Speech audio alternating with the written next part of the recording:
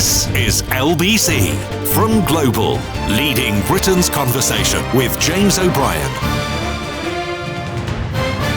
It's 3 minutes after 10 and a very good morning indeed to you. What a strange little conference this has been, and an important one. Tempting though it is to look away or to ignore that sense of sort of fatigued disgust that you feel whenever Suella Braverman starts blasting away on her various dog whistles. They're not even really dog whistles anymore. It's a hurricane. Did you know a hurricane of migrants is coming now?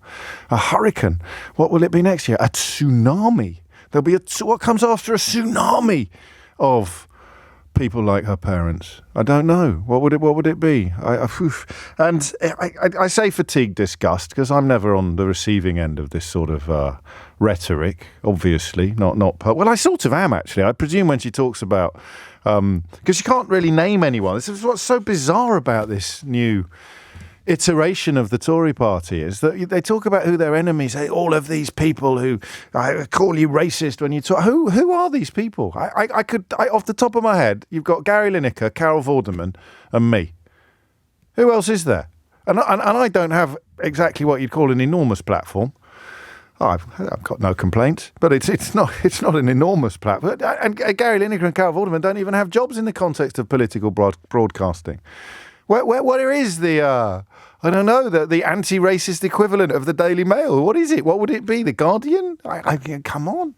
It's just bizarre. And speaking of the Daily Mail today, they haven't really written it's a really odd speech actually by someone called Quentin Letts, who's a curious character. And the very, very first line of the coverage in the cheerleader-in-chief newspaper at the moment, the very first line of the article is, "Predictable voices will hate it." How many times have I said to you over the last few years that they are moving towards a space where every single thing they do will be designed not to improve anybody's lives, but just to annoy the people that they consider to be their enemies? In many ways, the first indication of this was all of the people who insisted that they still supported Brexit, even as it fell apart around their ears, because it upset all the right people. Do you remember that phrase? It upsets all the right people. I think we've all been tempted to use that phrase in some circumstances, but when it's actually a platform for government rather than just a pithy throwaway line on social media, you've got a bit of a problem. Why are you doing that? You have all the levers of government. What are you going to do with them? Oh, we're going to upset all the right people. And then you got I don't know if you remember, the Remainer-teers. Do you remember the era of the Remainer-teers? When people who were being shown daily that they'd fallen for the biggest crock of shocking amounts of sewage since time began, insisted that they didn't mind the fact that they'd been lied to. I don't mind at all that my life hasn't improved in any measurable way, and that the food that Jacob Rees-Mogg promised me would be cheaper is now more expensive than ever before. I don't mind at all, because look at all those Remainer-teers. I'm drinking Remainer-teers. And you sort of sat here and thought, everyone enjoys a little bit of Schadenfreude. Particularly vintage Schadenfreude. I keep a few bottles of Schadenfreude in my cellar at home and crack open the corks on occasion. But you can't live on... Man cannot live on Schadenfreude alone. So taking pleasure in the misfortunes of your perceived foes becomes not only ridiculous, but also downright dangerous when the source of your perceived foes' unhappiness is bad stuff happening to everybody. So they've all started saying, people who talk our country down. And this is what you do. You say this, you say, people are talking our country down. Well, I love our country. And you sort of think, well, if you love our country, why are you allowing this sort of stuff to happen to it? We've got 1 million vacancies across various sectors in this country. The NHS crying out for new staff. But we're going to make speeches about why we don't want people to come here. Why are you going to do that? Because it upsets all the right people. 2023, a hurricane of immigration. 2024, a tsunami. 2025, I don't know what comes after a tsunami. And it does, of course, it upsets what Quentin Letts calls the predictable voices.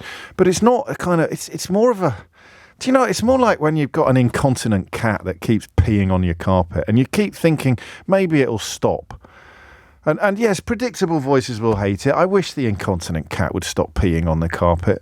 But it's so boringly unpleasant now. It's so predictably disgusting that you find your visceral reaction to it I don't know that it's diluting. It's just pathetic.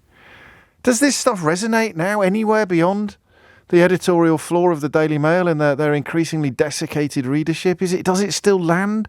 Numbers are coming down for the Tories, but they're still at 27%. And then you look at an interesting development. I'm going to allow myself a brief pat on the back for this. I wrote in my first book, How to Be Right in a World Gone Wrong, that in order to stem the decline in this country, the media had to step up to the plate and start being a lot more robust with blatant lies. They had to start, for example, playing politicians, comments made by their colleagues, and insisting that they account for them before you would persist or continue with the interview that they had been booked to do. Ideally, you would play recordings of politicians themselves. You'd actually play the tape of them to the politician and say, what the hell were you talking about? That's a little bit harder to arrange. But the idea that you can now see, as we talked about yesterday, secretaries of state, an actual secretary of state, standing on stage in front of the party faithful and talking complete rollicks is incredible. But because it has happened incrementally, we haven't really registered how serious it is. You cannot... listen, all politicians are liars was that hilarious refrain that the bloke down at St. Stephen's Green used to intone whenever a microphone appeared, to the incredible annoyance of broadcasters and the amusement, perhaps, of those of us who haven't really matured quite as much as we probably should have done by this stage in our lives. But I look back now and think, oh, you absolute plum. They're not all liars. And also, there are gradations of lies. There are little white lies. There are embellishments. There is people who are an economé with the actualité. And then there are barefaced lies. And then, of course, context becomes important. The question of where the lies are being told. So, at a UKIP conference, you'd expect loads of lies and you'd never be disappointed. But at a Conservative Party conference, you'd probably expect the worst lies to be confined to the fringes. And even then, you wouldn't expect the lies to be as egregious as Susan Hall claiming that Jews were frightened of Sadiq Khan, as she did a couple of nights ago. So everything is shifting. They call it the Overton window in the context of political leanings. But it's not just the question of shifting to the right. There's a shift away from observable reality. And it, of course, in many ways begins with Brexit and the fact that Farage is dancing around Manchester like a sort of superannuated member of Black Lace. That's relevant as well. That push pineapple, shake that tree. There is obviously something there, because not long ago, most Tory members would have quite rightly turned their noses up at his particularly pungent brand of jingoism and ignorance. But that's who the Tory party is now. And once they've embraced that, then I guess the lies will follow. And my God, the lies. It's actually incredible. And I don't know that there's any two sides to it anymore. You can say, well, Labour would be worse, and I'll give you a lollipop and tell you to stay away from scissors. But you can't, or I suppose you could say, well, there were no weapons of mass destruction. And you'd think, yeah, okay, that's absolutely relevant to a conversation in 2023 about a Secretary of State claiming that councils are going to stop you from using roads or limit the number of journeys you can make, or whatever it may be. It's just bonkers. And finally, journalists are beginning to push back against it. On Newsnight last night, Victoria Derbyshire did an absolutely brilliant job, which listeners to this programme will be quite familiar with, the technique or the tactics. But better late than never, lads. Thank God the BBC has now caught up. Have a listen to this with the Secretary of State for Culture? Is it Michelle Donnellan? This is the only way you can do it now. But also listen to how blithely and how cynically the politician involved just sort of attempts to ignore reality and continue down a path of fantasy. In your speech today, you said something that really struck me. You said, we are the party of facts. I wonder if I could ask you to just have a little look at this, please. A government diktat to sort your rubbish into 7 different bins. What is sinister and what we shouldn't tolerate is the idea that local councils can decide how often you go to the shops. It's no wonder that Labour seems so relaxed about taxing meat. How can you be the party of facts when none of that is true? But we are the party that stands up for facts, and my announcement today... I'm going to pause you right there. None of those three things are true. Well, it certainly is true. There are a lot of people that have been calling for a meat taxation. And it's this government that have been stemming I'm not going to let this go. There was never a proposal to use 7 bins. We can't find any council that wants to decide how often people can go to shops. And Labour have never proposed taxing meat. They are untruths, they are fiction, they are completely and utterly made up. And it's really disrespectful to voters. All hail Victoria, Derbyshire. It's really disrespectful to voters. That is the point. And then, of course, there is Andrew Boff being slung out of conference for sort of mild muttering in protest at some of the bile coming out of Suella Braverman's mouth. But what that Newsnight clip picks up on is something truly remarkable and something profoundly dangerous. Because you could say, and I would disagree with you, but we would be at least engaging on an agreed playing field and playing by agreed rules. You could say that this is nothing new. Politicians always tell lies and they're all as bad as each other. But they're not just doing that. They're standing on stage, and she's the Minister for Science and Innovation, I think. She's standing on stage and saying, we are the party of facts, even as they lie as a governing party in a proper free democracy has never lied before. That's not true, is it? Because Donald Trump, I suppose, was a governor. But anyway, they are claiming, not just lying, but they're claiming to be the party of facts. Now, that is cultish behaviour. It's possibly fascistic, but it's not just the lie. It's the claim that we are telling the truth even as we lie. That's just not normal. And there are lessons throughout history of these examples. It's not just the lie that is egregious. It's the claim that you're the ones telling the truth, because it's actually quite hard to argue. You will remember, I think, that Boris Johnson finally sort of fell victim to his own dishonesty, because that claim, nobody could know what was going on in my mind, that is actually, I mean, it's a tactic of coercive control. It's designed to allow you to essentially frame your own reality, which is at odds with observable reality. Ignore the evidence of your eyes and ears, said Big Brother in 1984. Ignore the evidence of your eyes and ears. That is the party's final command. And that's what they're doing now. Listen, I have touched on and tickled and flirted with the Orwellian comparisons almost for as long as I've been doing this job. Certainly for as long as I've been awake while doing this job, which I've got to be honest with you, was not for the first few years. I was kind of just going along with the flow. But since I've come to understand how things work, that line there of actually, I mean, and Orwell knows of what he speaks, doesn't he? The idea that you are now being told to ignore the evidence of your own eyes and ears, not just by the media, which wouldn't be that new, but by secretaries of state, by cabinet ministers. It's incredible, right?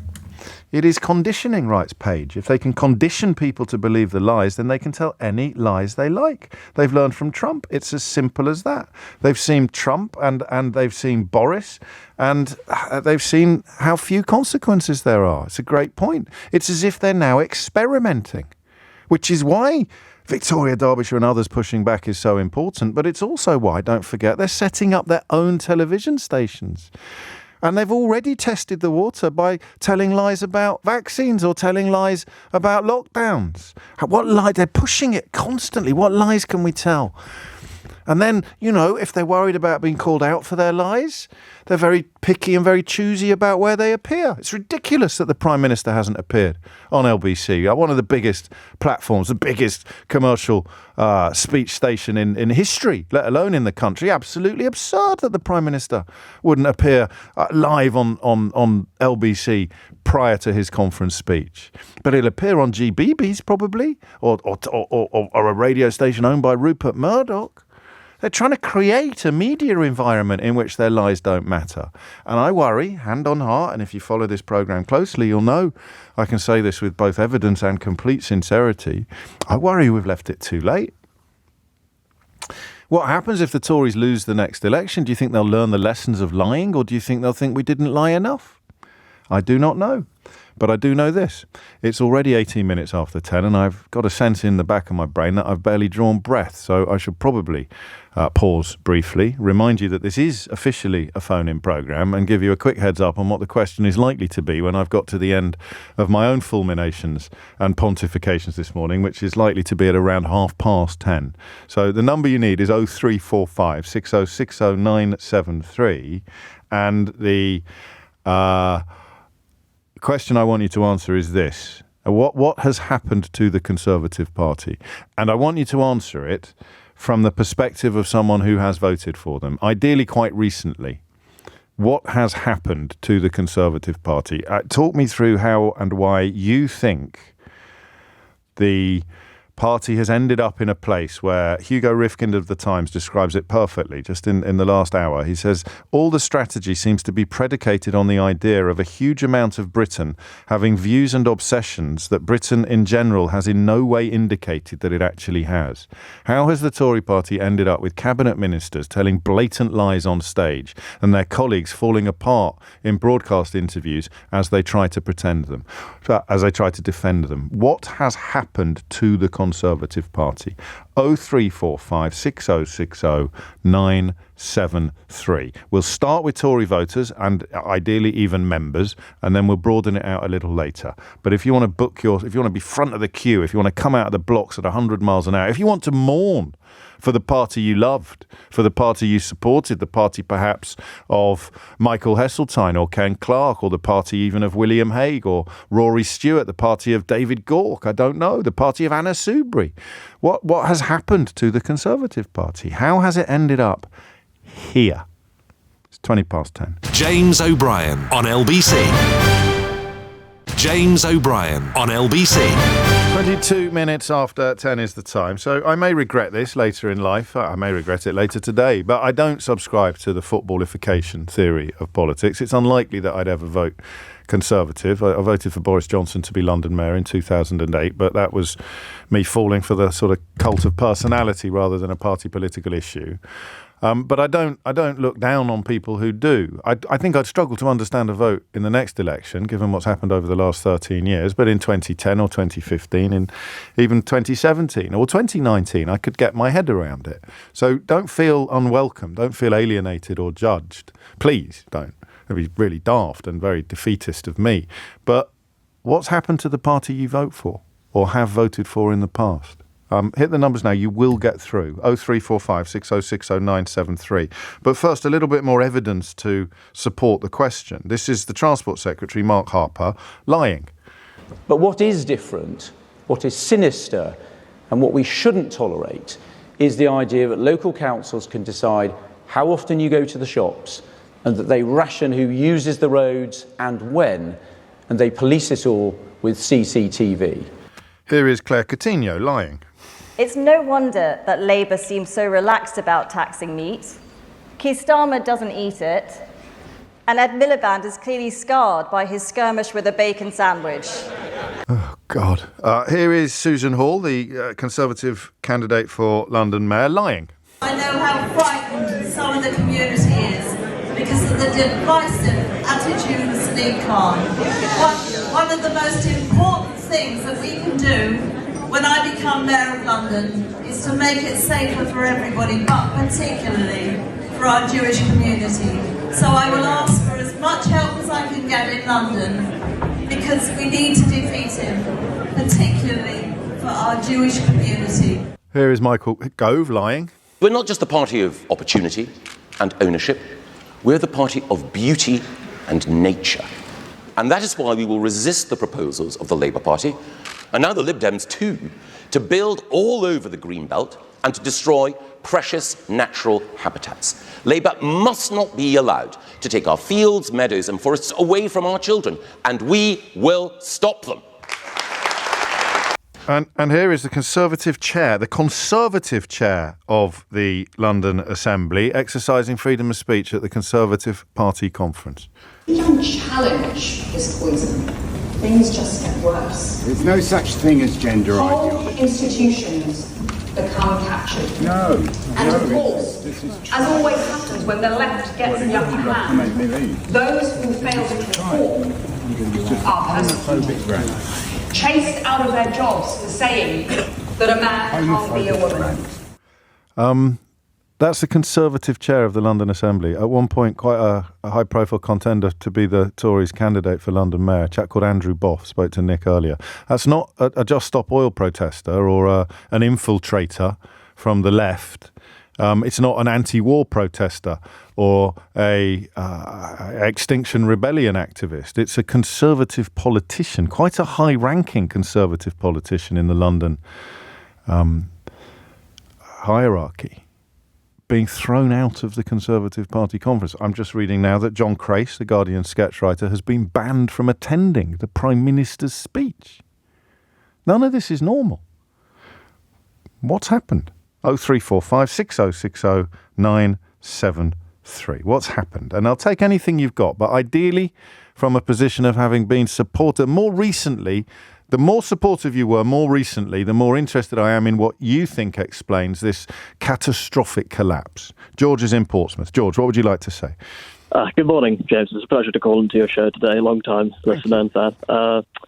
Well, I've been back in 2019. I only got engaged with politics. I was a teenager, and I found the populist rhetoric of Johnson to just be fascinating, and I fully supported the party at the time, and saw his ideas as very engaging and interesting. But, over the years, whether it be the economic turmoil we've been in, the absolutely repulsive Enoch Powell levels of rhetoric on immigration, or the climate denialism on display by cabinet members and senior officials in the Conservative Party, I've come to the conclusion that the Conservative Party has descended into a fascist pipeline.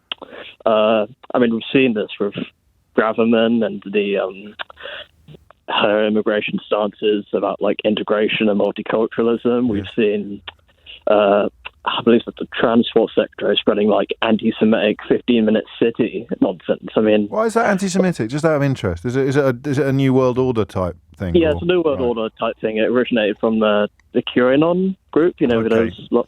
So there is such a thing as 15-minute cities, as we discussed yesterday, but they are not designed to do any of the things that the conspiracy theorists claim that they are designed to do. And it speaks to a secret cabal of puppet masters trying to control the population, and that is, of course, historically quite a well-established anti-Semitic trope. Yeah, precisely, James, yeah. And overall, this kind of divisive nature of separating us from them and talking about whether it's the Rokarati, the global elite, the the blob, the woke mob, the tofu-eating Wokarati, the anti-growth coalition. Exactly. It's all groups of... And what's the Daily Mail today? First line of a speech. Predictable voices will hate it. Yeah, predictable voices will hate it. Well, tell me about the people who love it. It's so what's insane, happened then, George? Well, how do you? Because that's a nice digest. Actually, it's a very nice digest of evidence-based observations and descriptions. But the broader direction of traffic is explained by what? Unfortunately, I think that's growth in the European far right, and it's kind of infected our country as well. You see this whether it's in Spain, Germany. France, it's just taking over the entirety of Europe, and we've been affected by it. It's a sort of 20 to 25% that are historically receptive to this kind of rhetoric. And I've seen Rory Stewart make this point, and he, of course, is better placed than most to chronicle the decline of a party that he was quite a senior member of until relatively recently. And the calculation would be that you shore that up and then hope that it grows. So that would explain Braverman, but it wouldn't explain Mark Harper talking gibberish about road use, would it? Or would it? I don't know. I'm asking you. Gosh, I'm not sure, actually, on Mark Harper. He's a very confusing figure. I just think that this kind of... We've got to throw something. We've got to throw something at the wall, and we can't throw achievements at the wall, so we've got to throw division. Exactly. Division is one of the biggest tools of a fascist movement. They rather than focus on the actual issues at hand, whether it be the economy, the climate, or whatever it is, transport infrastructure, you name it. Exactly. Then you just keep telling people that they are under threat. You keep telling people that there are, and it's so weird to come from government, and that's why I haven't, and I would, I think, at almost any point previously in this program, I would have just picked you up slightly on the use of the F word, but I'm not going to do that anymore. That's a proper shift in editorial policy on this program. If you, like George, can back up your use of the F word with evidence and explanation, then I am absolutely going to let it stand. I may even join in. Just to clarify what Rory Stewart has said that backs up what George has said, there's a clear European playbook here, which is mobilising 20 or 25% of the vote with this language, now in Germany, France and some of the Nordics.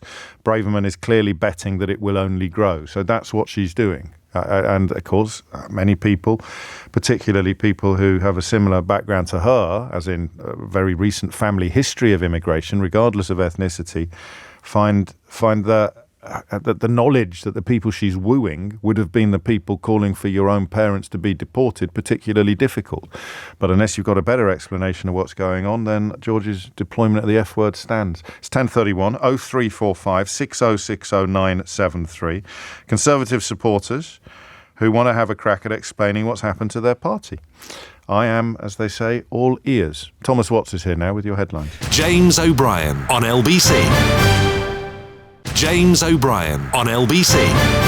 It is 10:35 and you are listening to James O'Brien on at LBC. The 27% of people in the latest poll still supportive of this iteration of the Conservative Party are fascinating, and in some ways speak to Rory Stewart's explanation of what's happening in Manchester, which is the tradition across Northern Europe of roughly 20 to 25% of the population being up for it, up for the fascism. Or the crypto-fascism, or the quasi-fascism, or the fascist-adjacent rhetoric and policies. Rhetoric like a hurricane of migrants heading to a country with 1 million job vacancies. Oh, what a terrible prospect that would be. But to see all of them lining up to share various nonsenses about bins and meat taxes and 15-minute cities and road rationing, as with all conspiracy theories, there's always a little kernel of truth somewhere. Even if your council has introduced 7 bins, the idea that this is an issue of national political importance, or B, something that is going to be policed by the bin waffer is clearly absurd. They can't even arrest shoplifters. You think you're going to get into trouble for putting a tin can in the glass bin, then you're daft, or rather you are relishing being daft. Because another thing that occurred to me this morning, looking at the Telegraph rather than the Mail, was a commentator called Camilla Tominey describing Suella Braverman's speech as a real crowd pleaser. And that stopped me in my tracks, because I think she's sort of accidentally said the quiet bit out loud. It's how can it be a crowd pleaser to tell people that they're about to be swamped by a tsunami of foreigners? And the answer, of course, is that they really want to hear it. They love it. It's why the queue for the ghost train is always 100 times longer than the queue for the speak your weight machine. I want to be terrorised because I've been radicalised. And I want my prejudices to be reflected back from the podium at the Conservative Party conference. So the prejudice, the quasi-racism, the jingoism, the xenophobia is easier to understand perhaps than the other lies, such as, of course, Mark Harper's and Claire Coutinho's. So what has happened? What has happened to the country in general, but the party in particular? Helen's in Yeovil. Helen, what would you like to say? I've got an interesting crossover on this. I'll be the judge of that, madam. My grandparents were Hungarians who fled the Second World War and became English immigrants. Like Dominic Raab, like Dominic Raab's dad. Oh, is he? Yep. Oh, another Hungarian, is he? I didn't know that. There's one bad apple everywhere, isn't there? Well, you can say that. Now, they brought my father and my uncle over to the UK, and they started up in business, and they were Tory voters all their lives. Yes. And when I started to vote, I did the thing that a lot of teenagers used to do. I think they're better informed now. And I voted the way my parents voted. Yes. And then I went into business for myself, and I continued to believe that the Tory party were the party that had the most resonance for me. And I voted Tory all my life, but I will never, ever vote for them again because Boris Johnson has created a swamp of career politicians, and the only thing they're interested in is their careers and not the country. And the other thing about Johnson is he's bred a culture of complete lies, and we're seeing this now at the party conference. I'd love to be able to vote Lib Dem and make my vote worth something, yes. But I think the only way I can go next election is to do something I never thought in my life I'd say, and that's to vote Labour. I understand. I think you've explained yourself very well, and I like the points the points of departure, if you like, from your traditional voting habits. That line there, I watched Liz Truss, Helen, and thought, well, the rest of us were kind of goggle-eyed at the depth of Johnson's deceits. Never mind the sort of moral depravity, just the blatant lies. We all watched goggle-eyed, including, you and I have very different voting histories. Liz Truss was taking notes. And then this conference is almost the apotheosis of that note-taking process. You've sort of got a generation of senior Tories, right up to the cabinet, who've watched someone slide all the way to Downing Street on wheels of lies. And so they, rather than thinking, God, we've got to turn this around, we've got to rescue our party from these depths of dishonesty, they've thought, crikey, you don't get into trouble for lying anymore. So I'm going to fill my boots. They kind of also know they are not going to get back into power. Therefore, who do you look after then? Your own backside. And that's, to me, what each and every one of them is doing. I've got to say, I watched that Partygate. Did you watch it? Was it any good? Do you know something? I expected it to be a bit of a spitting image joke thing, and it was hard-hitting, and it was so well put together, and I turned the TV off and I felt sick with disgust. Gosh. I really genuinely did. Because, well, and there's more emerging today. I don't know if you've seen what Patrick Vallance has been saying about what was going on in Downing Street as we were sort of trusting them to lead us through that particular. I've got some good news for you, Helen. Actually, Dominic Raab's dad was from Czechoslovakia, as it was then, not from Hungary. My mistake. Excellent. So you don't have that fellow feeling. That's excellent. Thank you to Gabriella for reminding me of that, or rather correcting me. Helen, thank you. I mean, that is it, of course. But the mystery for me is why you're not more Helen. That 7% of people. So let's make a little list. So part of it would be I could never vote Labour in a million years because, and that's fair enough, I suppose. Part of it would be that, they're bound to be worse. Or how many of that constituency just like the lies? I always remember the caller years ago, and we've been pretty good at this. If you've been listening to this programme over the last few years, then you will be among the least shocked people in the country by what is happening and what has happened. Because it wasn't that long ago, was it, that Donald Trump came into this country on a tidal wave of Islamophobia that was being directed at our own mayor, our own elected Muslim mayor of London, Sadiq Khan, and a foreign leader was coming over here and attacking him and being praised and courted, nearly used a slightly inappropriate word there, by people like Nigel Farage, who'd insisted that when Barack Obama told the truth about what Brexit would mean, that foreign leaders shouldn't get involved in British politics. So the almost unimaginable scale of the dishonesty and the hypocrisy that Farage represents has now moved into the very heart of the Tory party. But you remember the caller who said, because we were doing something about the lies of Donald Trump, I think he was giving a speech and describing what was happening outside, and we had footage in front of us of what was happening outside, and it bore no resemblance whatsoever to what he was claiming. And someone rang in, I forget his name, but he's in one of my books, and he just said, I know he's lying, but I love it because it really upsets you and Sadiq Khan. It really upsets you and people like you and Sadiq Khan. I still don't quite know what he meant by that, but I can tell you that the front page of the Daily Mail today, reporting upon Suella Braverman's speech, and the top line, the single most important sentence is this: predictable voices will hate it. And they can't really tell you who they mean, because apart from Gary Lineker and Carol Vorderman, there aren't really many people with platforms calling out the madness that Helen has just described with voices that are likely to be heard beyond their own sitting rooms. It's coming up to 11:15. Zoe Gardner will join us after this break to look at this hurricane rhetoric of Suella Braverman. She's an independent migration policy expert and a particularly useful guest because, of course, there are issues and problems to be addressed. But if they're not addressed internationally and intelligently, they get bigger, not smaller.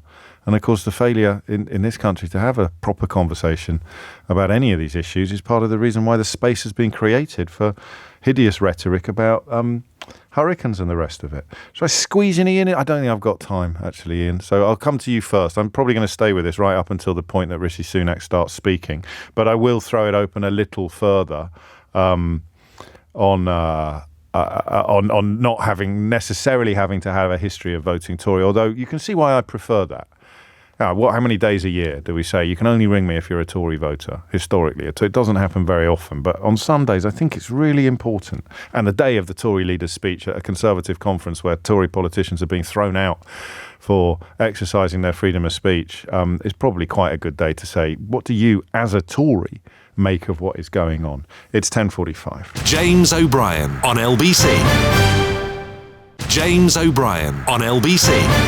It is 10:48 and you are listening to James O'Brien on LBC, where we are just picking over the bones, really, of not just the Conservative Party conference, but the modern Conservative Party, a party which is unrecognisable from just a few short years ago, not just to outsiders or critics of the party, but also to members past and present. But I just want to step back for a moment. I saw a tweet by one of my favourite commentators the other day, which said, in the UK media, I'm never invited to speak as an expert with over a decade's experience of immigration policy research to explain what the evidence tells us about what works and what doesn't. I'm always invited on as one side of a debate on how to stop the boats. No wonder we get nowhere. And I thought to myself, well, there you go. That's easily rectified. We might not be the entirety of the UK media, but we punch above our weight, and so we will fix that now. Zoe Gardner is an independent immigration expert, and she joins me now without anybody sitting on the other side of the table shouting about how we should deploy giant hovercrafts or possibly electric cattle prods on the front of big boat. I don't know. 10:49 is the time. Zoe, I'm going to hand the floor to you if that's all right, and you can talk us all through what you heard yesterday in Suella Braverman's speech and what you thought most significant and what you think the ramifications are for either of the two major parties. Thanks so much, James. Thanks for having me. I mean, I've got to say, it really is a great opportunity when you don't have to be just sort of shouting to make your point and be heard and actually get into the detail of this, because I think that's what British public deserve.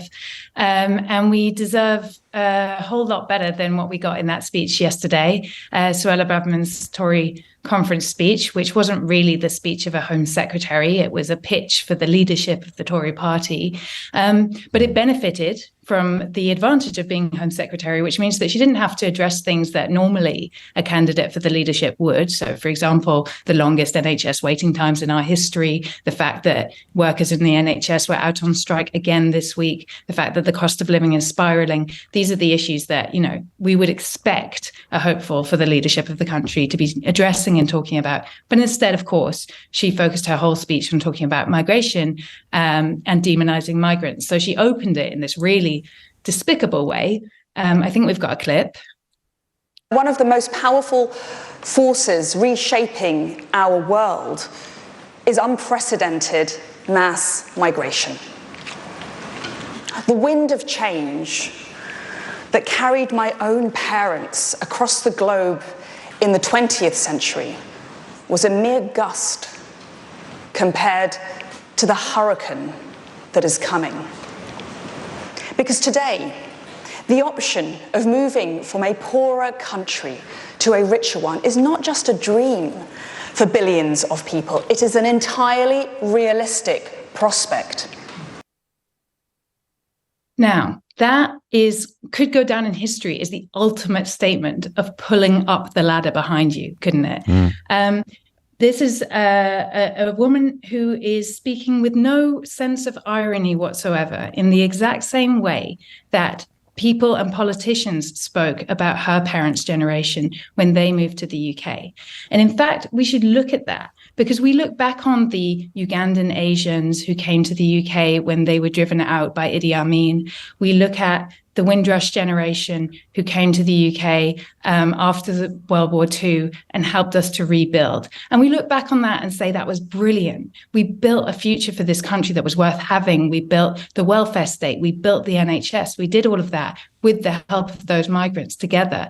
But at the time, those migrants faced the exact same rhetoric from politicians, just like Suella Braverman, right? We were being told at the time that it was very dangerous that everybody from the Commonwealth, especially the black ones, were likely to come to the UK, and that we would then be overwhelmed and our infrastructure wouldn't be able to cope, and that we would no longer be, of course, a white country. And that was what was behind it then, and it's what's behind it now again. So what we need to do to fight back against this rhetoric is recognize that when the Windrush generation came, and when the Ugandan Asians came, and when Suella Braverman's parents came here, what we did with those migrants is we worked together to build huge infrastructure projects that made this country so much better for everybody. To do that, and we could do it again, but not under this government, not under this Tory government, because this government has shown us that they are completely against the idea of investing in the infrastructure that we need. Whether this isn't about migration, this is about the simple needs of the future for this country. We need to build infrastructure. The Tories have fallen short by 100,000 homes on their own paltry targets for house building in the last year. They've fallen short year on year on their targets for building houses. They've just been announcing, their big announcement from this conference is that they're scrapping half of HS2. These are big infrastructure projects that this country needs to invest in order to be fit for the future. And what Suella Braverman is telling us here is she's not only signaling to the racist elements in our society, who I think of actually very few, much fewer than in Enoch Powell's day. Do you? I think she's saying that right. dream smaller. Yeah, well, Rory Stewart this morning has suggested there's 20 to 25% of populations in Northern Europe who are susceptible to this sort of rhetoric. So, I mean, that's the gamble, that's the calculation. I'd hope you turn out to be right, and then I suppose other people will hope that Suella Braverman turns out to be right, and that constituency will grow. But what do you say to people who are not racist, but who are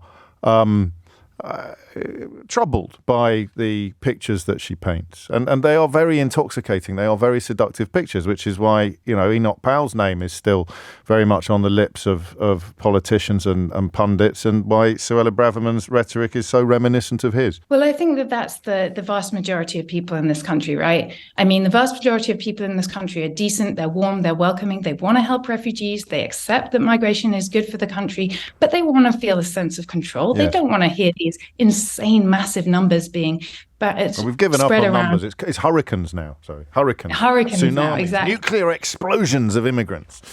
The paranoia that goes with this, and the fear that it's intended to generate is intended to make you think that this is the biggest issue in the country, not the NHS, not the cost of living. Actually, you should go out and you should vote at the next election based on the possibility of these scary numbers of foreigners coming, when the reality is, right? I mean, she talks about an increase in migration there. Actually, globally, about 3.5% of the population of the whole world is a migrant. That's pretty steady over the past decade. Right? We've not seen a significant increase. And the vast majority of migration happens within countries and within regions. And what we do in the UK is we actually stifle that. So we have deals made with African countries to control their borders, and erect detention centres and lock people up who are trying to cross their borders. Those are the same African countries that have in the African Union Constitution the intention to move towards freedom of movement for African citizens between their borders. So we actively work against the kind of migration that works best, which is regional circular migration around the world. We've abolished it for ourselves, and we work against it elsewhere in the world. What else? I don't want to run out of time, Zoe. What else caught your ear yesterday? Well, I think that it was really interesting when she turned her fire on Keir Starmer at the end, and I think we've got another clip there. The British people have no enthusiasm for Sir Keir Starmer. They know that he believes in nothing. They know that he will say anything to anyone and then change his mind at the first sign of trouble. Keir Starmer lacks the personality to lead this country effectively. Imagine what would happen if he became Prime Minister. Luxury beliefs would reign supreme. Britain would go properly woke. I do worry when I imagine what would happen if Keir Starmer becomes Prime Minister, as I think is likely that he will. And I think that insult will have really stung because I think that there's some truth to it. I think he does lack a bit of that vision and a bit of that personality that people want. And I think those people that we were talking about, James, those people who make up the majority of Britain who are decent, they want something to believe in. So I really hope that what a Labour government will do is not just what they've set out so far, which is the basic bare bones of a decent system. You have an asylum system, you process people's claims quickly, you don't keep them banged up in barges and hotels, you move them through the system, you protect refugees. That's the basics, and that's great, right? But actually, that's also the system we had that led us to this Brexit, to this Trumpization of our politics that led us to Suella Braverman. So they also need to think bigger and think further and look at, actually, one of the things that Braverman was right about was to question the Refugee Convention, not in the way that she did it, but in the sense that it has been, we have left it, as people who believe in protecting people around the world, we've left it, we've said, we've got that in place, my gosh, let's just hold that steady. And actually, we need to go much further. We need to recognize that far from what she's saying about these absurd numbers that are all made up, most people could never obtain protection under the Refugee Convention. They don't qualify. But lots of those people will have good reason to move anyway, whether that's because it's the best survival strategy in the face of climate change, whether it's about finding work and moving around to find better opportunities for the future. All of those things we don't actually provide for. And that's what's created these uncontrolled routes of migration happening. So Labour needs to take that seriously and address the needs of that population. It's very hard to pick things that highlight much of or enforce much of what you're saying, and I forget which one it was, but there was a Conservative Party politician this week urging us all to have more children. So sort of bizarrely recognising the need for much of what you've just described, but concluding that the solution is to encourage people to have children that they currently don't want to have. It's incredible. Yeah, right? It's fun that we're full and we can't take any more until it comes to, controlling the reproductive rights of, quote unquote, our women. Of course, the right women. Not the poor women who need benefits to support their children. No, down with them. A very small group of women need to be providing these kids for our future. More and more children until the point where they can't afford to have any more children, at which point if they accidentally have another child, of course, they won't get any help or support from the state for them. I just need to clarify a couple of things. Do you have a second home in Tuscany? I don't have a second home in Tuscany. Because I was told by the Home Secretary yesterday that everyone who has a problem with her rhetoric and policies must have a second home in Tuscany. And I think if we look at who's more likely to have second homes, it's probably the Tory politicians we've got right now, or the billionaires who have got richer over the last 10 years of Tory government in this country, whereas the rest of us have all been getting poorer.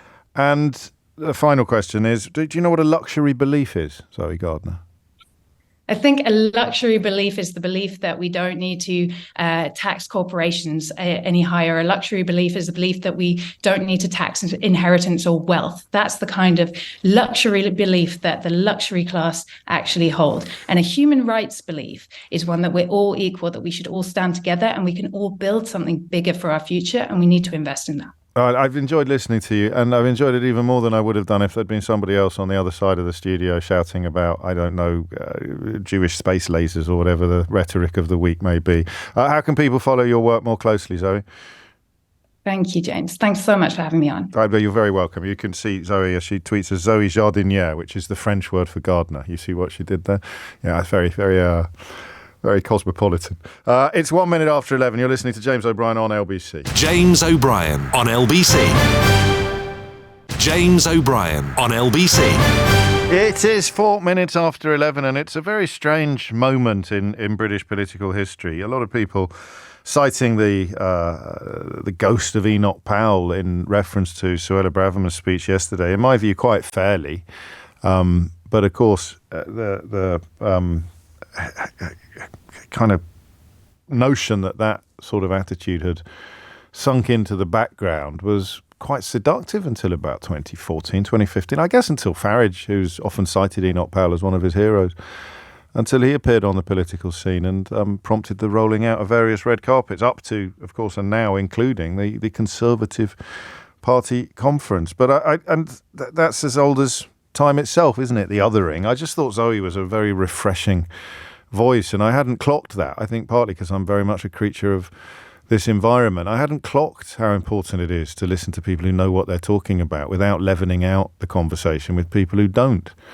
People who are either indulging in the deliberate deceptions or people who are motivated by things other than a search for a solution. They're motivated by personal ambition or bigotry and prejudice. So we probably will do more of that in the future. I've certainly a lot of support coming. And the lady on right now should be the next PM. Everything she said made sense, especially about working together to make the country better. And that last line there from an unsigned text brings us back to what has been going on in Manchester this week. Working together to make the country better. I don't think you have seen a tiny glimmer of working together to make the country better. You've seen a Tory politician thrown out of a Tory conference for objecting to a Tory speech. You have seen a Tory mayor expressing in the strongest terms, and terms that may yet get stronger, his outrage at the axing of the HS2 link. Do you know what's going to happen now? In many ways, this sums up the marriage of comedy and spin that typifies the modern Tory party. There is going to be an HS2 link from London to Manchester. But at Birmingham, it will move on to normal rails, which means it won't be HS anymore. But it will technically, according to them, still be HS2.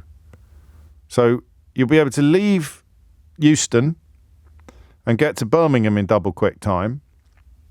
And all of the freight capacity will be freed up, if you like, by the shift in track.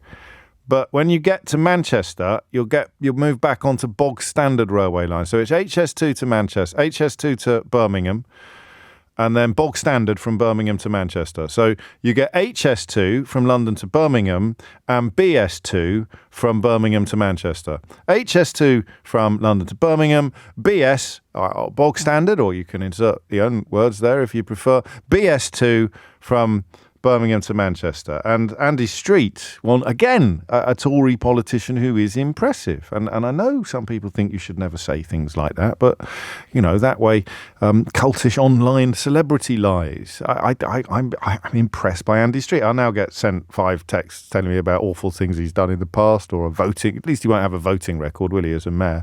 But he sounds like someone who knows what they're talking about, just like Zoe did a minute ago on the issue of immigration. And he is so cross, so unhappy about the situation regarding the axing of HS2 that there'll be an awful lot of eyes on him when Rishi Sunak completes his speech today. And that's policy. That's bad policy in his view. Bad politics historically involves backing the wrong horse or making silly decisions. It's new in this country to see lies of this scale on the conference stage. And I am returning now to the question of what's happened to your party. If you are historically a Conservative voter, what has happened to your party? How do you explain it? Not so much the ranting rhetoric of Suella Braverman, because I think, as we've just been reminded, that is as old as the hills, but the normalisation of blatant dishonesty. How has that happened? And did you think, as I did, that Rishi Sunak might actually do something about it? I don't know why I thought that, just naivety. Astonishingly damning evidence at the COVID inquiry about him completely ignoring medical advice when he announced his Eat Out to Help Out scheme. I remember saying at the time, this can't really be a good idea, can it? This notion of making us all go and sit in a restaurant together when we spent the last few months being told that we've got to stay really far apart from each other. And if he had asked for medical advice, he'd been told it was a stupid idea. But for a while, that was his lap of honour, wasn't it? So it was his endless lap of honour, arguably a lap of honour that got him into, wasn't quite pole position for the leadership of the Tory party, because, of course, he originally got beaten by the woman who subsequently got beaten by a lettuce. But here we are, on we go, 10 after 11. Ian's in Loughton. Ian, what would you like to say? Thanks, James. First time caller onto your programme. Welcome aboard. I've been Conservative voter since 79. Thatcher was my first one. She was your gateway drug. Well, family was always blue, Fair enough. so it's just a progression. But having been through Labour in the late 70s, yeah, fair enough. Wasn't too much of a no-brainer. Indeedy. I think it's just a remarkable lack of talent at the moment in the Conservative Party. They seem to be going down some very dangerous lines, which I don't think they're really thought. But I think basically when we had Corbyn in the Labour Party and everyone was worried about momentum getting back in and influencing the Labour Party, I think at the same point in time, large amounts of UKIP were moving into the Conservatives. Hey, that's a good point. And I don't see, and having seen quite a few generations of Conservative politicians, I have to look at the current lot, just think remarkably talentless. Well, I mean, it was work. George Eustace was a UKIP candidate. So was Priti Patel's dad at one point. Yeah. So it was probably happening a little bit more in plain sight than we allowed at the time. There's a trend that's gone on, and I think in some way there's a lot of evidence that when New Labour got ideas off the Democrats in America as to how to win elections, I think the Conservatives have been tapping into, what passes for the Republican Party in America. Well, you mean MAGA, and don't you? Dangerous. You mean MAGA. You don't mean the Republican Party of Ronald Reagan or even George W. Bush. You mean Donald Trump, and that's the scary bit because he is just a liar. That is, well, obviously he's also he's got various other sobriquets that we can add to his name now. But it is, so I'm still scared of going there, Ian. I've allowed the F word on the programme today, but they're deliberately lying because they're testing the water to see what they can get away with. Would you go that far? They're either doing one or two things. I mean, sometimes the policies which are coming out with, I think the rhetoric's dangerous. I think, yeah, sure. Suella Braverman is, there's still people in power there in the Conservative Party that thought Liz Truss is a good idea. Well, that's the other mad thing about this, Lee. We haven't even touched on that. It's as if they've sort of invited Eddie the Eagle to come and give ski jump lessons a year after he was in the Olympics. Well, the thing is, those people are still in power, whoever they may be. They're sort of men in grey suits and everything. Yes. But they're either, and a worrying trend that I sort of heard the other day, I think I've heard it on LBC, was that MPs used to have something like 3 months allowance. Yeah.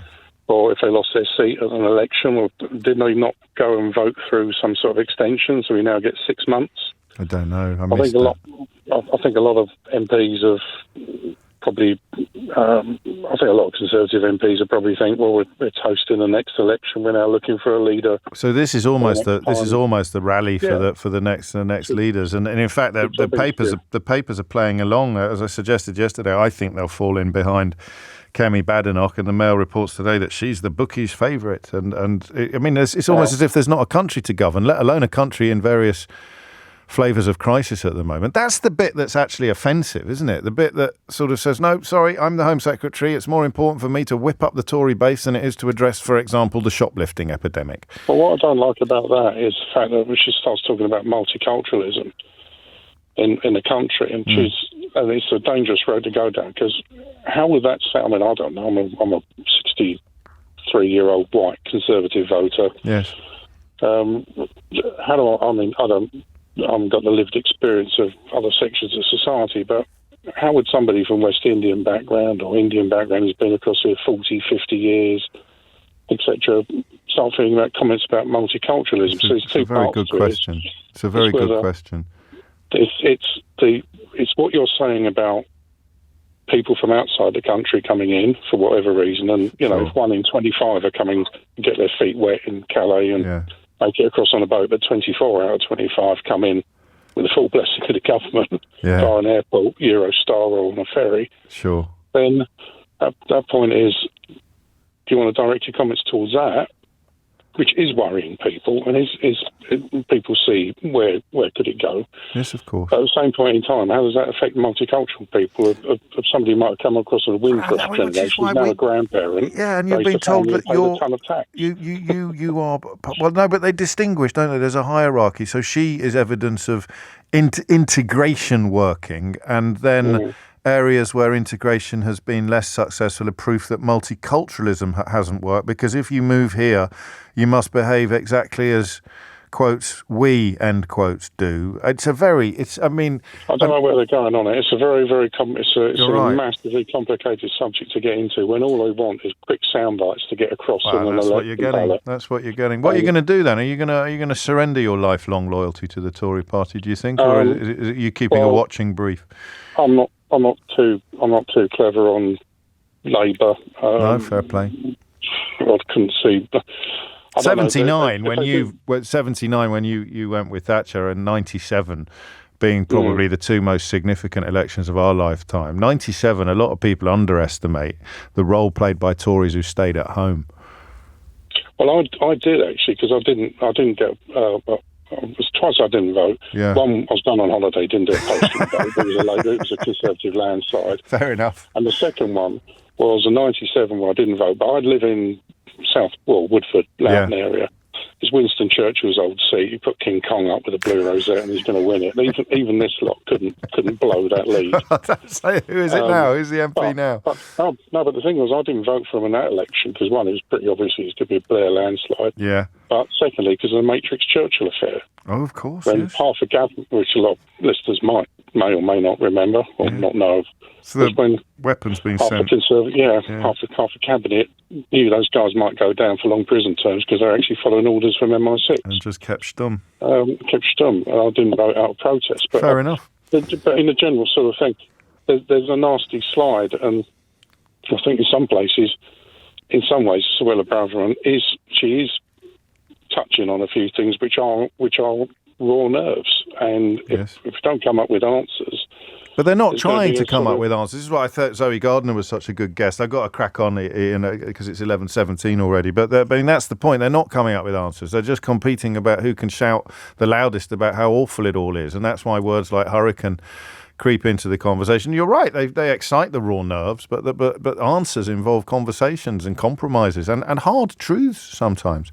Thank you, mate. I've really enjoyed talking to you. I look forward to your next call to the programme. On the issue of lies, Emma says they don't see them as lies, though. They're trigger word clouds from focus groups, wrestled into 3-word slogans that you can lockstep crowds into. Another echo there of the F word. Indeed, as she points out, I fought with myself about using the word goose step, but they don't believe they're in the same vein as actual Nazis. It's PR, which is a tool that has no morals, which is why it's deadly in the hands of racists and fools. It is PR, isn't it? I mean, it's a bit like trying to sell you something that is going to give you the skin of a 21-year-old. It's not going to give you the skin of a 21-year-old, and you're not allowed to say that it will.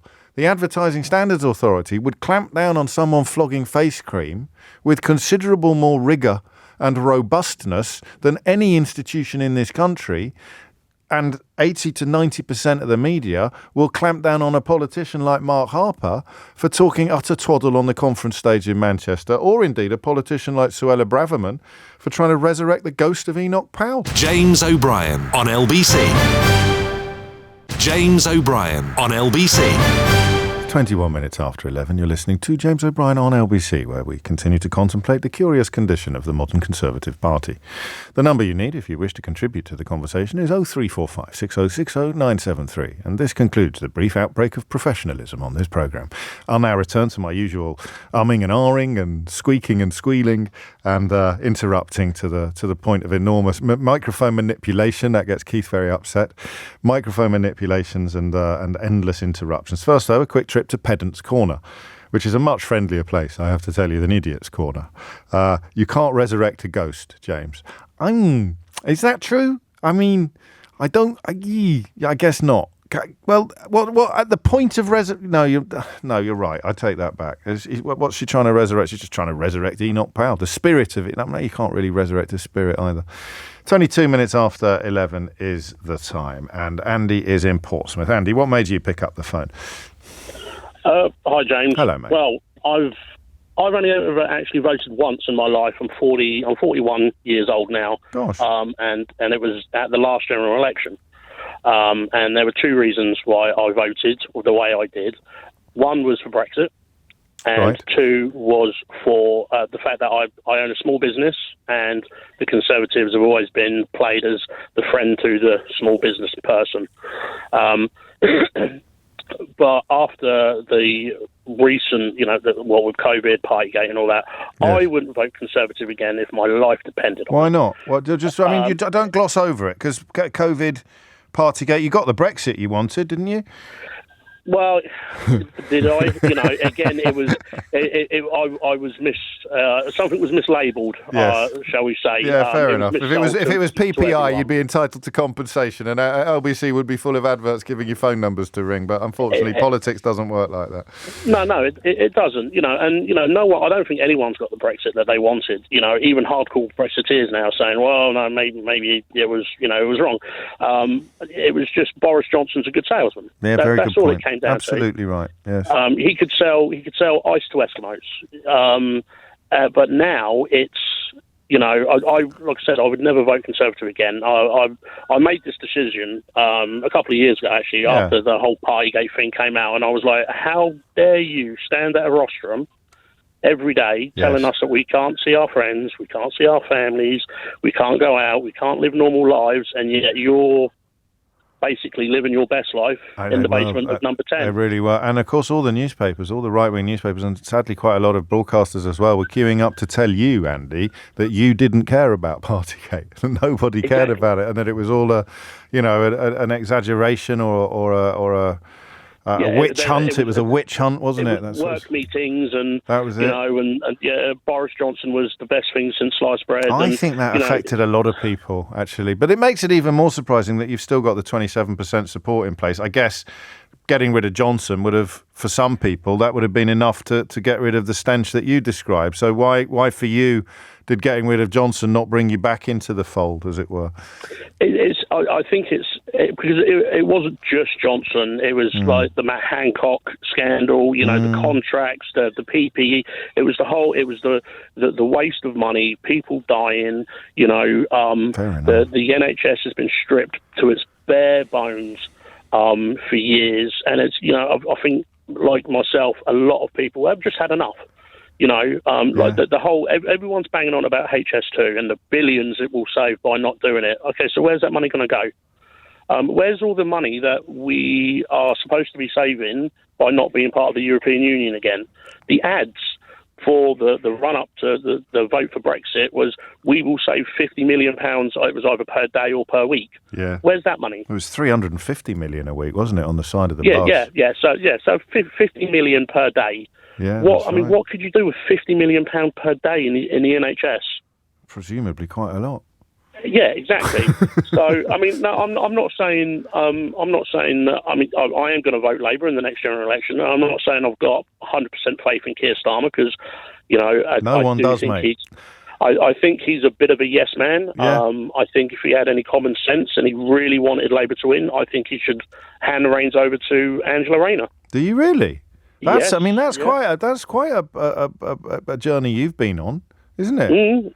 I think Angela Rayner, she's what, she's young, she's a go-getter, she doesn't take any rubbish off of anyone. You're absolutely right. On the other hand, she would frighten the horses, so other swing voters would be more perturbed by her than they are by Starmer's apparent sort of timidity. She's almost too much of the things you've just described for some people. So carrying a Ming vase across an ice rink, which is what the Labour Party is doing at the moment, is arguably he's a better man for that job, the Ming vase carrying mission, than Angela would be. The thing is, what I think, Angela Rayner is what this country sorely needs, because some people look at her and go, she's a bit Maggie Thatcherish, just with a red ribbon instead of a blue ribbon. I like that. I don't know that she would. Well, no, she probably wouldn't. But you mean strength? You mean strength of conviction, let alone strength of personality. She has the will to get things done and do what's right. And I think what's right is, I'm not going to bore you with HS2 or migrants or anything. I think we need to just, get back on track, get the NHS fixed for a start. You know, that was a big part. We forget that was a big part of '97. That pledge, and the numbers back it up as well. I mean, it's a bigger mountain to climb in 2024 than it was in 1997. But Labour do have the record on that. Andy, mate, thank you. I've enjoyed the last two calls particularly. Nothing wrong with all the previous calls either, but listening to people describing a swinging of the needle when an awful lot of political conversation and coverage is quite entrenched, isn't it? It comes from positions that often appear to be immovable. That's why I think we should pay more attention to politicians that actually make decisions based on conscience, you know, that actually cross the floor or change party, not for personal ambition, but for reasons of principle. That feels a little unfashionable. Thank you to Andy. Thank you also to everybody who is working on the correct phraseology of my Enoch Powell, Suella Braverman point. You could invoke the spirit of Enoch Powell, says Phil in Shropshire, whereas you could summon the ghost, says Martin in Blackburn. Those are both better ways of describing it. You're quite right. And Mark in Tooting reminds us that it was Jacob Rees-Mogg who described Partygate as fluff. So the events that were enough to turn our last caller against the Tory party, quite possibly for the rest of his life, Jacob Rees-Mogg is still describing as fluff. And of course a witch hunt, something for which I think he was criticised by an actual select committee. It's coming up to 11:29. You're listening in to LBC, listening to James O'Brien on LBC. That little stumble there is because Rishi Sunak's due to speak a little earlier than I was expecting, so we're expecting that speech in Manchester to begin in just over 10 minutes. That's the number they've given. It very rarely happens like that, but with a conference speech and an early start, it may. We'll catch up with Henry Riley, who I think is in Manchester for LBC, because Natasha Clark, our political editor, will be bagsying a seat in the hall after the very latest news headlines. The time now is 11:30, and Thomas Watts has those headlines. James O'Brien on LBC. James O'Brien on LBC. 11:32 is the time. Speech from Rishi Sunak it's going to happen today. Almost certainly in the next 40 minutes, possibly in 7. There's 3 different theories on this, I'm told. Henry Riley thinks 11:50. Natasha, our political editor, thinks 12. And the BBC is currently saying 11:40. So you takes your pick. You pays your money, you takes your pick. I don't know. Oh, Henry thinks 12. Oh, I'm getting so confused. Natasha thinks 11:50. It doesn't really matter, does it? So BBC 11:40. LBC's political editor. And Sky's gone for shortly. So I feel I should join in. I'm going to say imminently. Imminently. Imminently is quite a big envelope, isn't it? You can stuff a lot into imminently. Anyway, Rishi Sunak due to give his speech imminently. We will be taking it live on LBC. And we'll be catching up with Henry shortly about events in Manchester and likely contents of the speech. Penny Mordaunt currently making her leadership bit. I mean, currently delivering her speech to conference. And I'm told that Johnny Mercer is up next. He's always good fun. But it is Rishi Sunak upon whom some eyes will be focused imminently. 11:34 is the time. Martin is in Rotherham. Martin, what's happened to the Conservative Party? Hi, James. Nice to speak to you. So I'm a Labour voter nowadays, but I have floated in the past, and you probably, I don't know how much you're aware, but where I live, it all changed the last time round. Redwall Central. Yeah, it's a weird area to be in because I've got a Tory MP. By rights, doesn't really mean much to my area. But the problem is that they're not really Tory MPs. They're like UKIP MPs in disguise. And he's been on TV this morning, my local MP, and his sort of he says that her speech yesterday was the tone of the neighbourhood, which for me is a bit frightening, because that says to me that all my neighbours are racists, are xenophobic, somebody who's from the LGBT community. That worries me. And I think we're kind of assuming that it's not going to get voted again, and there's going to be a change of MPs in some of our areas. But where I live, I don't think that's going to happen. I think we're stuck with him. What are the numbers like? Do you remember? What was the majority? I'm trying to think. It was quite high. I think it was about 60-40 or something like that. Right. I think it was higher than we expected. I mean, who is your local MP? You don't have, because is it Rother Valley? Yeah, it's Rother Valley, so it's Alexander Stafford. Yes, he's another one of those sort of slightly. I don't know. I don't think anyone was expecting them to win, really, were they? They're basically, kind of. I've had a bit of a run-in with him in the past about things, basically doing the whole dog whistle type thing, and I'd stick up for somebody, and it's like, but he, it's not. He's playing to who his voters are. He doesn't do anything for improving the area. But the voters who didn't like Jeremy Corbyn and who wanted to get Brexit done, usually in that order, and then had concerns about immigration, but they were usually tied to Brexit. I don't know how big that constituency is. I don't mean the constituency of Rother Valley. I mean nationally. I don't know how many bricks there are in the red wall, to be honest with you. I don't think it's changed that much. Do you not? I think people still think. But the Tories do, because 30p Lennox said that we can't do what we did last time. We can't campaign on Brexit and Jeremy Corbyn because both of those ships have sailed, and we can't. I mean, he would consider Boris Johnson to be possessed of a sort of electoral Viagra, which the numbers don't support. But this isn't a generation of Tories that cares much about facts or figures. So those things have gone. But you think that the culture war rhetoric is probably going to work? Is that what I'm hearing? Yeah. Because in Rotherham, for example, you've got the CSE scandal that's still kind of rumbling on, which is what he keeps picking away at and suggesting that the local Labour Council is useless. I think Braverman did a bit of that yesterday, which it's not your children who will be groomed. I don't know who she's talking to when she says that, but it's that kind of rhetoric is inflammatory. It's basically divisive politics in this area, and it's quite frightening, I think, because it doesn't serve the locals any favours at all. It's okay for people who are outside of needing anything that the government would provide, which there's probably quite a few people in this area that are quite sort of, they've done all right for themselves. They don't have huge bills. Well, they have worse bills than they had, but do you know what I mean? Their heads are above the water. But for people maybe that are not quite like that, I mean, I'm not poor, but I feel the pinch, and I work with people who really do feel the pinch. And they're not hearing anything, and they're not. Well, we shall see, because the polls. You've got a 20% lead now, give or take, for Labour in most of the polls this week. So you may get some unexpected news up there. I don't know. The point being, of course, that the calculation between culture war and traditional politics is a clear and present one. Speaking of odd interventions, Penny Mordaunt keeps saying during her speech to conference that Labour wants to return the UK to the disaster of the 1980s. She's going to have kittens when she finds out who was in power for the entirety of that decade, isn't she? Henry Riley wasn't even born. He joins me now live from Manchester. What's going on, Henry?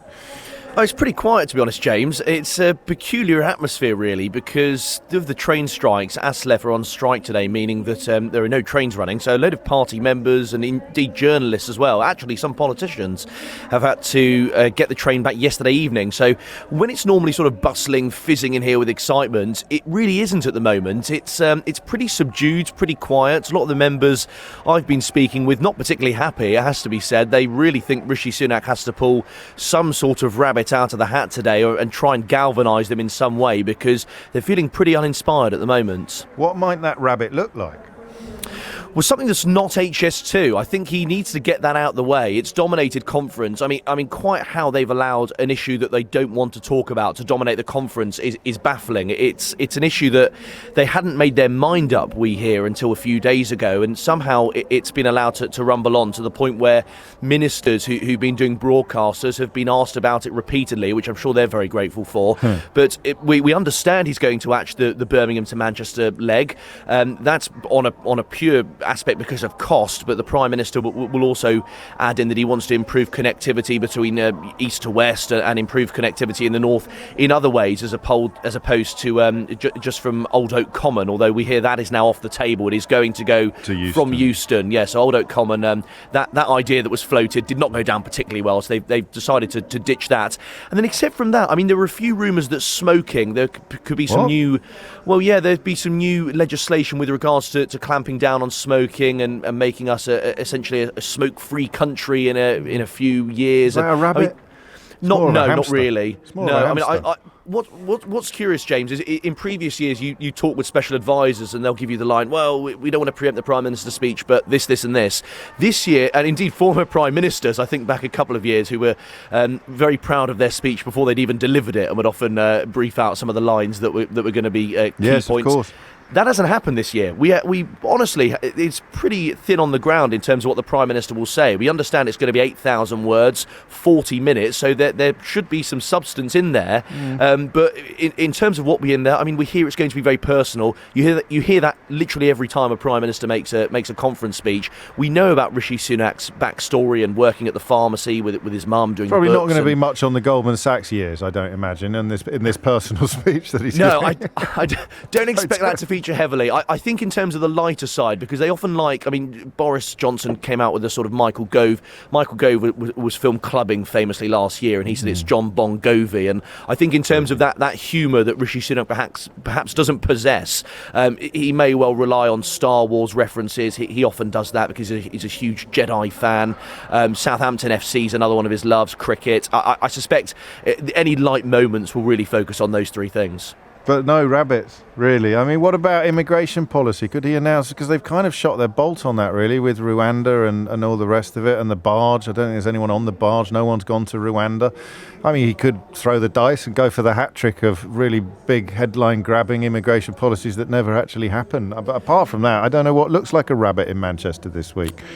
I think immigration's the most likely. I was at the launch of the New Conservatives on Monday, which, just to remind you, in case you're lost with the various political factions of the Conservative Party, this is the group run by Danny Kruger and a few other. Well, now hang on a minute, because we couldn't get the clip of him because I think it happened in a fringe meeting. But he's the one that's been talking about a new world government.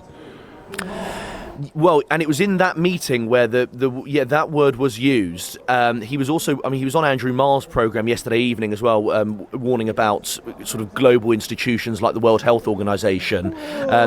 And it was peculiar, the event. I mean, Tom Hunt, the MP for Ipswich, got a lot of flack for a comment he made about xenophobia as well at that particular meeting. He said that he didn't feel he was in his own country when he walked down the street or something, didn't he? He said, it's not xenophobic for people to walk into their town centre and to I forget the way he phrased it exactly, but essentially they're not racist for going in and not feeling like they're racist for complaining about how many people there are who are a different colour from them.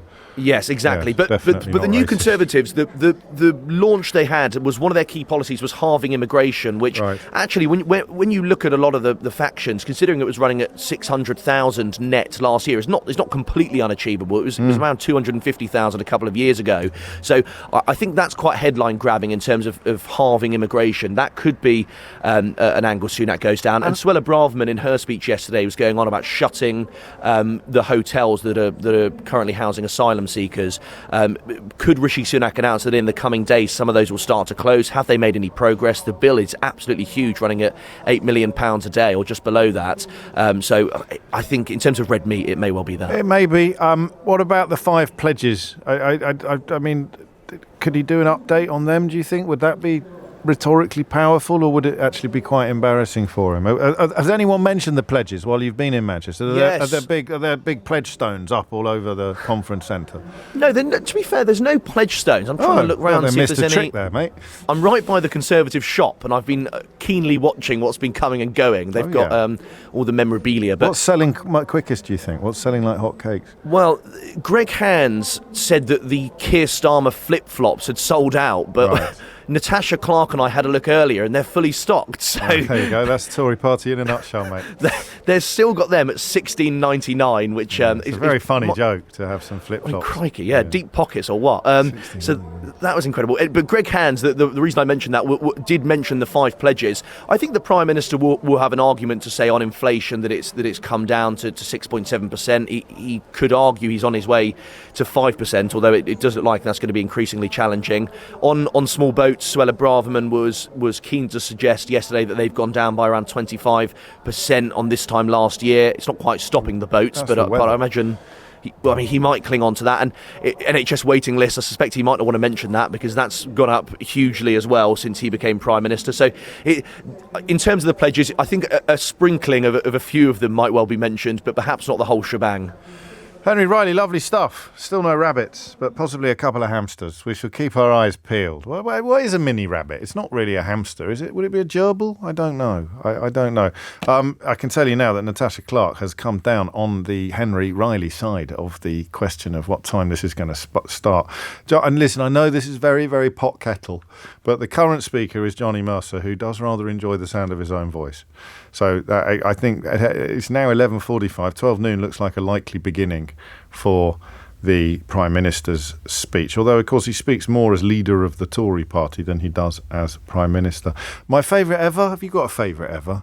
It's got to be Theresa May's, hasn't it? That was just it was unbelievable. So she came on doing the boogie. That's the bit that Keith remembers. And then she started coughing. And you've caught me a couple of times. Think of all the years that I've been bombarding you with my balderdash every morning. And there's a couple of times when I've had a cough, right? And I've told you that I've got a cough, or you've seen me take a sip out of my enormous mug, or I've had to kind of press a button. I've got a button. It actually says cough on it so that I can cough without annoying. But that cough of Theresa May's, that was like an anxiety dream, not a cough. It's every sort. Oh, it was absolutely terrible. And as that unfolded, letters started falling off the backdrop behind her.